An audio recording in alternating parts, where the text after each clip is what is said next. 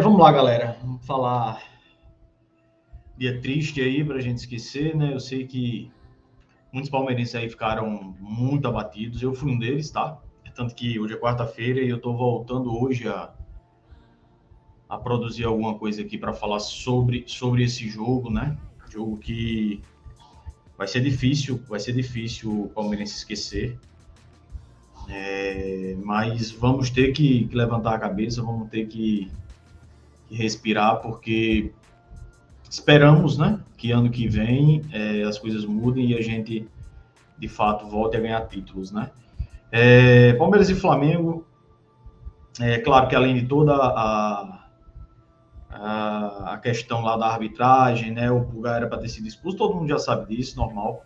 De fato, eu não sei qual o resultado aconteceria se caso ele tivesse sido expulso, tá?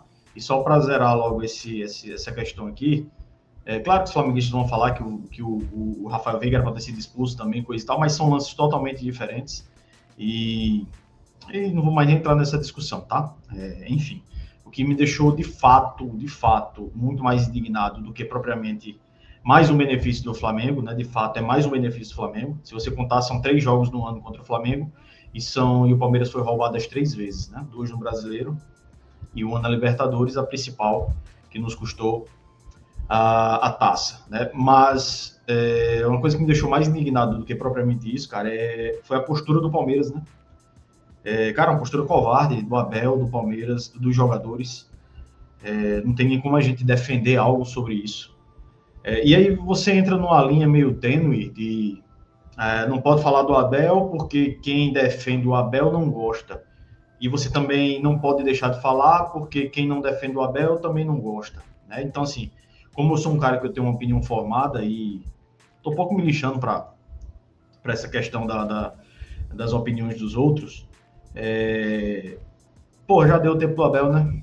Já deu tempo do Abel. Para a saúde mental dele próprio e do Palmeiras, eu acho que uma renovação de treinadores, uma renovação de comissão técnica, eu acho muito viável nessa hora. Ah, mas vai trazer quem? Cara, não sei, não sei. Tem alguns nomes que são opções que eu gosto muito, mas não é hora de pensar nisso, porque assim como o Abel veio, ninguém conhecia, enfim, pode acontecer de novo e pode trazer técnico conhecido e fazer um bom trabalho, mudar completamente os ares, né? E Abel, claro, a gratidão tem que ter sempre para o Abel e o Abel sempre para o Palmeiras, né? A questão é que estão colocando o Abel e a Leila sempre em primeiro lugar e não é bem assim. Quem sofre somos nós, os palmeirenses. Quem sofre a galera da Mancha que teve todo o problema aí para ir para voltar lá de Lima, não teve nenhum apoio da presidente. E estavam lá apoiando do primeiro ao último minuto, cantando o pós-jogo mesmo com a derrota. E aí acaba que você fala da Leila, o pessoal vai lá no post, seus posts não tem curtida por causa disso, que você critica ela, cara. Eu vou jogar minha opinião de toda forma na rede social, entendeu? Como disse, eu sou um cara que tem uma opinião formada, então eu vou jogar minha opinião na rede social. E se você gosta, tudo certo. Se você não gosta, tá tudo certo também. Apenas respeito a opinião, assim como eu respeito a de vocês. Mas eu acho sim que já deu a hora do Abel. Gratidão eterna ao Abel, o maior treinador da história do Palmeiras. Isso vai ficar para a história, né, para ele também. Mas eu acho que ele tá cansado, sabe? Ele tá cheio, de saco cheio do Palmeiras. Então, eu estou pensando no Palmeiras em primeiro lugar. Eu quero que ano que vem o Palmeiras extraia dos seus jogadores o melhor que eles têm. A gente vai ter o Paulinho, a gente vai ter o Lucas Evangelista de volta. Espero ter o Piquerez nos seus melhores momentos, que Piquerez esse ano foi, de fato, uma negação. Não sei se a Rafael Veiga fica, acho que não. Mas espero o melhor do Rafael Veiga, caso fique. Espero o melhor do Vitor Roque, espero o melhor do Flaco, que foi tirado dele na final, inclusive, é um dos pontos que eu vou falar. O Abel pediu para o Flaco ficar dentro da área e não é ali que o Flaco deslanchou e deu essa ilusão para a gente de 3, 4 meses, né? E aí o Abel tirou isso dele, o Abel tira do Fux o melhor dele, que é a visão de jogo, né? Coloca de lateral direito, coloca de zagueiro, e coloca poucas vezes ali como primeiro volante.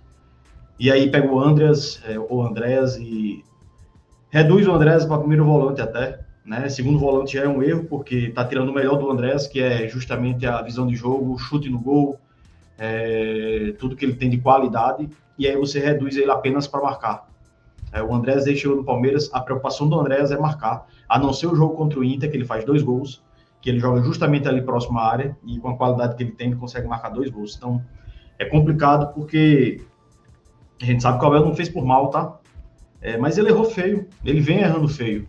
O Palmeiras entregou de bandeja 2 títulos ao Flamengo, e um que estava nas nossas mãos, e muito bem encaminhado, que era o Brasileirão.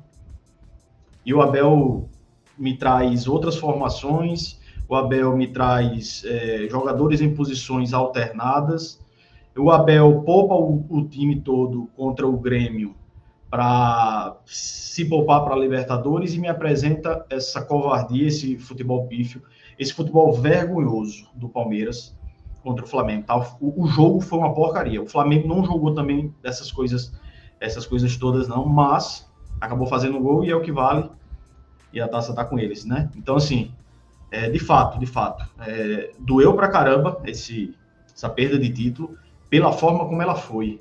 Porque quando você luta em campo, quando você é aguerrido para você buscar sempre o resultado, quando você tá lutando, tá buscando, você vê o desempenho, você vê o esforço dos jogadores, é uma coisa.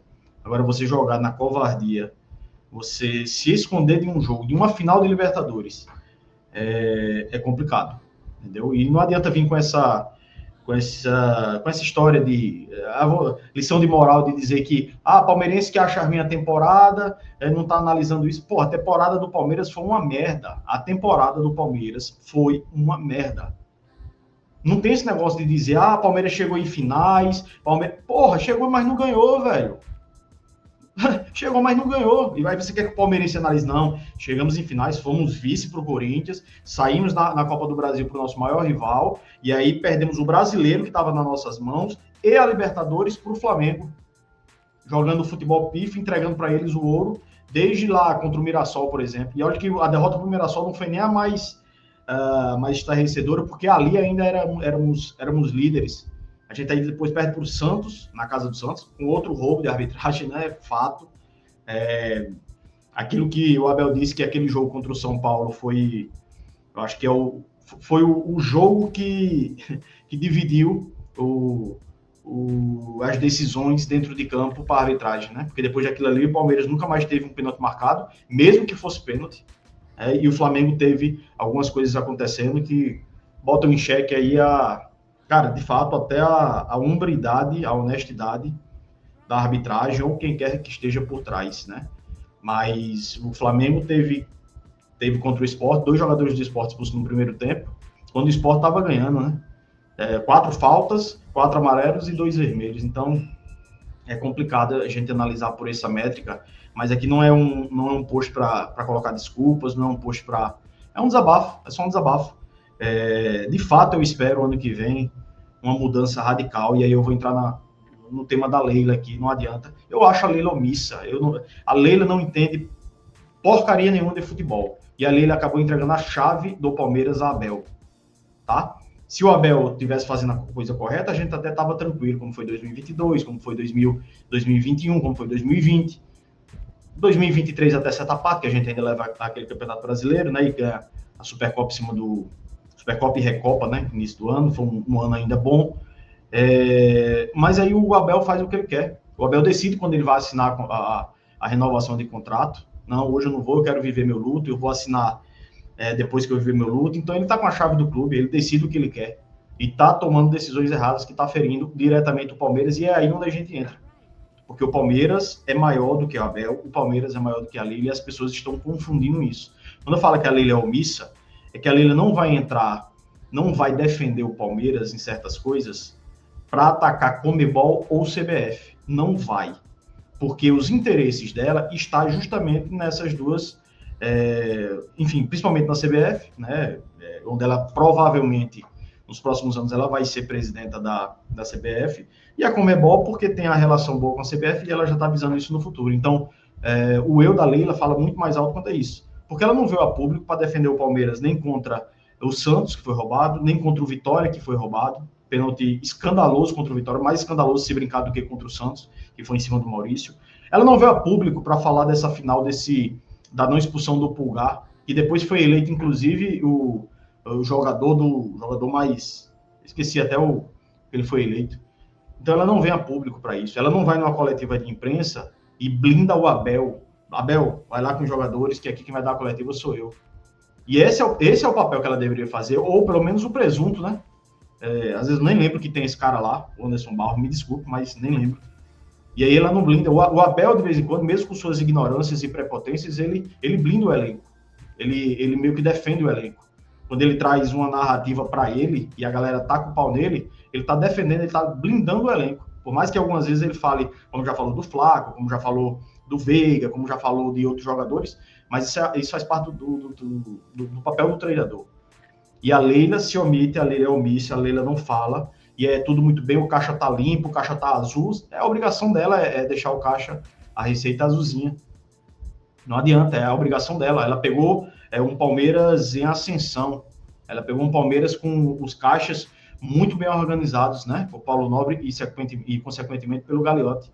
Então seria a obrigação dela, no mínimo, fazer isso. Como boa gestora e administradora que é, aí sim, ela é muito boa. Mas para futebol ela não é boa, entendeu? E aí a culpa muito do Abel, porque passam-se nomes para a contratação, como o nosso caríssimo grande craque Jeff Té, Mikael, o próprio Bruno Fux, que, claro, está muito bem agora, mas quando chegou era uma dúvida, Sousa e Facundo, que somado os dois aí é muito dinheiro jogado fora, né? M. Martins, que não está mais vingando, o Giai, que já deu tempo dele, não vingou, o Felipe Anderson não vingou, o Kelvin, como todo time também baixou, mas eu ainda acredito no Kelvin, mas são muitas contratações de aposta que você vê um clube que tem dinheiro, um clube que está financeiramente bem e fica sem entender, entendeu? Quando surgiu o Jorginho lá no Flamengo, que ele foi oferecido ao Palmeiras, que eu falei, pô, eu queria um Jorginho no Palmeiras. Pô, a galera nos grupos, pô, você é doido, Jorginho só vive quebrado, Jorginho é velho. Pois é, ele é uma das válvulas de escape do Flamengo. É Jorginho e Arrascaeta que fazem o jogo do Flamengo girar. E o Flamengo foi lá e contratou o cara. Ah, se lesiona. Porra, tá aí, foi campeão da Libertadores, vai ser campeão brasileiro. E aí? Carrascal, quando chegou, não joga nada, não sei o quê. Everton Cebolinha, quando chegou, não joga nada. E os caras só contratando Luiz Araújo, um bom nome. E o Palmeiras contratando Sousa, Facundo, Mikael. É complicado. Eu espero sim, porque a alma do palmeirense, ela vive. Ela não pode morrer nunca. Então, vou torcer demais para o Palmeiras ano que vem. Tem 2 jogos ainda. Estarei assistindo e torcendo pelo Palmeiras, né? Mas são 2 jogos para cumprir tabela. Então, tanto faz como tanto fez, de fato. Mas ano que vem estarei com toda a força torcendo pelo Palmeiras, vibrando, ficando nervoso, ficando frustrado, ficando puto da vida.